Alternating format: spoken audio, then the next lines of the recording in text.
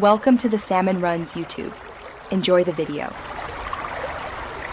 In this video, I will explain how to make a delicious bean soup. First, you'll want to prepare your beans properly.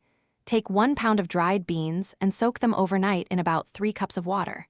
This step is crucial for softening them and reducing cooking time. The next day, drain and rinse the beans thoroughly. This removes any impurities and prepares them for the pot, ensuring a clean, flavorful base for your soup. Now let's build that incredible flavor base. In a large pot or Dutch oven, heat 2 tablespoons of olive oil over medium heat. Add 1 diced onion, 2 carrots, and 2 celery stalks, sautéing until they soften, which usually takes about 5 to 7 minutes. Next, stir in 3 minced garlic cloves and cook for just 1 minute until they become fragrant.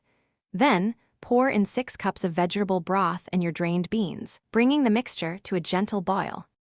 Once boiling, reduce the heat to low, cover your pot, and let the soup simmer. This slow cooking process, lasting 1 to 2 hours, allows the beans to become wonderfully tender.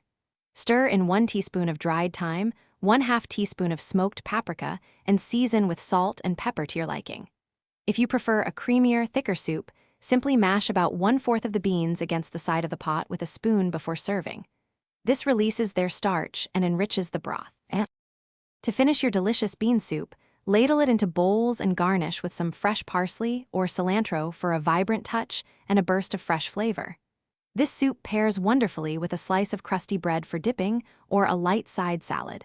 It's a comforting and nutritious meal perfect for any day.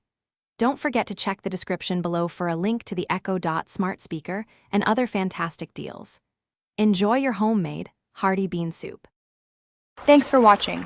Consider subscribing if we helped you.